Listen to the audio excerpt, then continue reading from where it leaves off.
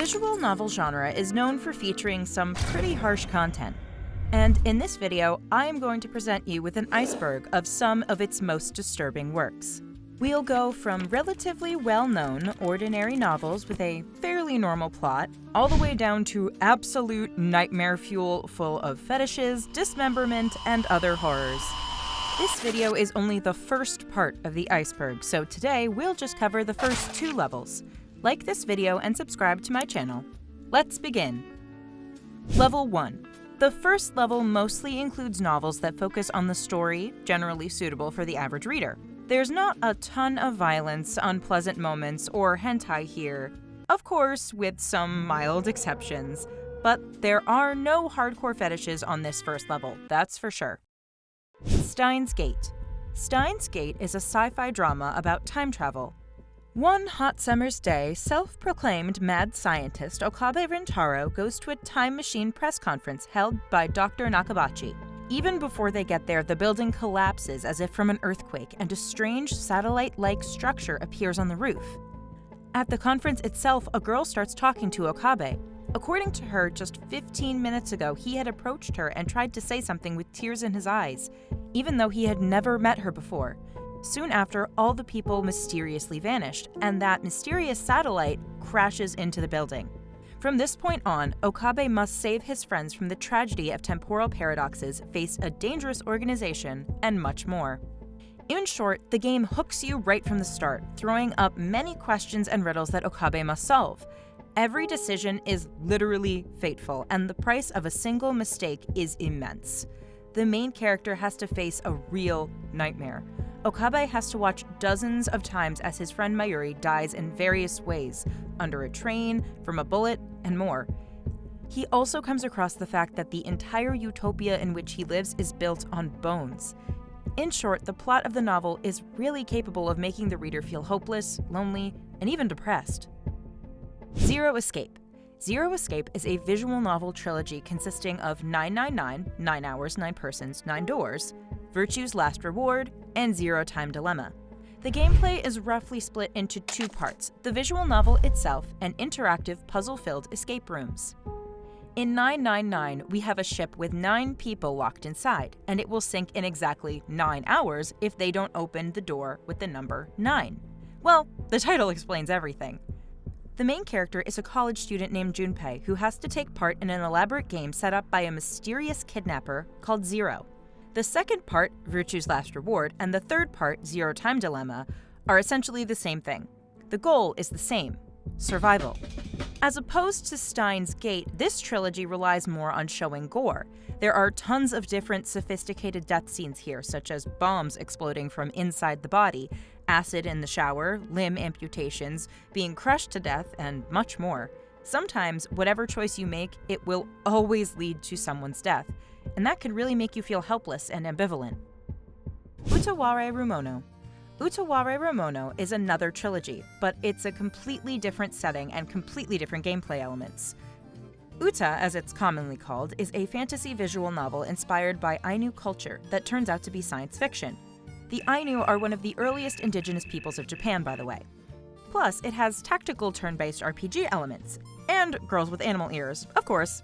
Yay! So the plot starts with the protagonist, Hakuoro, waking up with his whole body in terrible pain. He realizes he remembers absolutely nothing, not even his own name, and he's wearing a strange mask that he can't take off. He meets his savior, a girl named Aruru, as well as her little sister and her grandmother. Hakuoro finds a home and a family in their village. And what will the hero do when his newfound happiness is threatened by a despotic ruler of these lands? Well, he'll start a rebellion, of course. Thus, over 3 parts, a colossal number of events and battles unfold before you. You will witness torture, mass death of people, self-immolation, unexpected deaths of minor characters, and how Hakuoro has to make terrible choices to save his loved ones. AI, the Somnium Files. This is a sci-fi detective visual novel with adventure game elements. One rainy evening, a special agent named Kaname Date arrives at the crime scene of an abandoned amusement park. The victim is a woman who has been placed in a carousel in an unnatural position with one eye gouged out by something sharp. The worst part? The main character recognizes her. and so begins a long and convoluted investigation. Our constant helper will be Aiba, an artificial intelligence developed by the police division where our hero works. She literally lives in Kaneme's left eye socket, connected via his optic nerves. She's known for her nasty attitude and love of spontaneously leaving her home to take a stroll. But on top of that, she's always there to help find the right info and scan the crime scene with various high-tech gadgets. It's worth noting that the Somnium Files is full of humor, even though it mostly remains pretty serious. There are dirty jokes and outright goofy moments thrown in just for the sake of it, and yet there are quite disturbing moments as well, such as falling into someone else's claustrophobic dream, or realizing that the killer is very close. And of course, all the unpleasant, bloody moments in this novel are shown in great detail, often in close-up. Type Moon. The last series on this level is the so-called Nasuverse, encompassing the works of the company Type Moon. Let's start with Tsukihime. It tells the story of a teenager named Shiki Tono who, after a near-fatal injury in childhood, gained the ability to see lines on objects and people that can destroy them. He hides his ability behind special glasses. However, after meeting a mysterious woman named Arcuid Brunistad, Shiki gets drawn into a conflict between vampires and monster hunters. This novel includes many brutal, detailed deaths and other unpleasant moments, often associated with dismemberment. Also worth mentioning is Fate/Hollow Ataraxia. In short, this novel is about a war of mages for the Holy Grail, which can grant any wish. 6 months after that war, a Japanese schoolboy named Shiro Imiya finds himself caught in a time loop. Things don't go as planned, and it turns into a fairly bloody and brutal spectacle. The most frightening part here is the feeling of this loop and the hopelessness, when the same 4 days are repeated endlessly. However, there are also scenes of violence and brutality. And finally, Mahoutsukai no Yoru. It tells the story of the young witch Aoko Aozaki. She moves into a mysterious mansion where a witch named Alice Kuonji lives, who later becomes her mentor. This novel does not focus on cruelty or psychological pressure, but on presenting magic as something dangerous and destructive. Level 2. And now we smoothly dive deeper and turn up the intensity. This level has novels for those more familiar with the genre. A bit more violence, a bit more spicy scenes, or a bit more on the oppressive atmosphere. Still, these are all classics that many people will love. The Fruit of Grisaia. Let's start with something simpler. The Fruit of Grisaia is a psychological drama visual novel. It could have been on the first level if not for 2 facts. First, the huge amount of erotica and hentai, and second, some scenes and especially one specific route. A private, closed school has only 5 students. The girls have long established their routine and live peacefully in harmony with each other, until a new student transfers into their paradise, Yuji Kazami. The guy's appearance disrupts their peaceful life, and the girls' dark secrets slowly begin to come to light. We have a full bouquet here: mental disorders, psychological trauma, bullying, domestic violence, and other unpleasant things. So the protagonist becomes some sort of psychotherapist for them. The only thing you should be prepared for is that this novel takes a very long time to get going. There's a lot of slice of life, dirty jokes, and comedic tropes. Actually, there's been a pretty unpleasant story associated with this novel. When it was released on Steam, all the objectionable content was cut out, even without releasing an extra patch to restore it. The most outrageous part of this situation isn't the lack of 18+ scenes, but the absence of some important story moments that make this novel a worthy representative of the second level. Higurashi no Naku Koro ni. It's very hard to imagine a visual novel Iceberg without one of the most famous works of the genre. Higurashi no Naku Koro ni is deservedly considered a classic amongst horror. It has an excellently maintained atmosphere of fear and paranoia throughout all chapters, constantly making you wonder about the reasons for what's happening. The story begins with Keiichi Maebara moving with his parents to the small village of Hinamizawa and quickly making friends at the local school. They have fun together until Keiichi starts noticing some oddities. His new friends carefully avoid certain topics, and the village's past holds dark secrets that the locals are desperate to hide. A growing sense of anxiety makes Keiichi doubt his friends and believe in an impending danger that he must confront. And that's just the first chapter of this amazing story.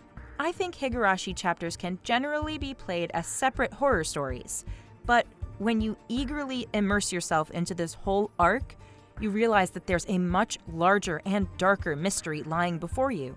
Higurashi scares not so much with scenes of bloody carnage, but with constant psychological tension and the feeling that something is wrong. In some moments, you even feel that you yourself are slowly starting to lose your mind. Muv-Luv. The first thing that should scare you about Muv-Luv is how much reading you'll have to do.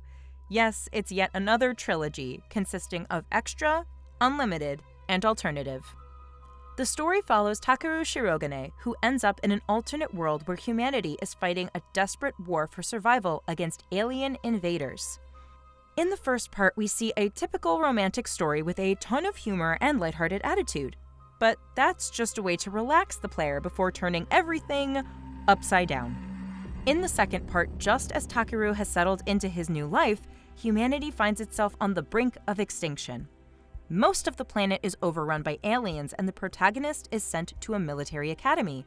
Now he and the other characters must protect the last embers of hope still flickering in their dying world. And then, in the third part, we no longer see a naive boy, but a warrior and defender who knows the value of life. This novel is really capable of making the player feel a sense of horror, showing a brutal and chaotic war. Aliens are eating people alive, and Takeru watches the deaths of his loved ones and is confronted with a terrible truth that breaks his psyche and perception of the world. Doki Doki Literature Club. Well, we had to get to this eventually. Doki Doki is perhaps one of the most well-known visual novels amongst the general public. Even if some of you haven't played it or watched a playthrough, you've definitely heard about it. However, despite its popularity, I dare to call this game pretty mediocre. It has a rather clumsy example of breaking the fourth wall, and all of the characters and events are very flat because they only serve as a temporary condition for trying to shock the player with a sudden tonal shift. Anyway, since this is an iceberg, I need to tell you what you probably already know. Doki Doki Literature Club is a psychological horror disguised as a dating simulator. The plot follows a high school student who, at the invitation of his childhood friend, joins a literature club and starts relationships with the girls, until the game turns into a nightmare due to artificial intelligence interference. Regardless, I understand why it became popular back in the day.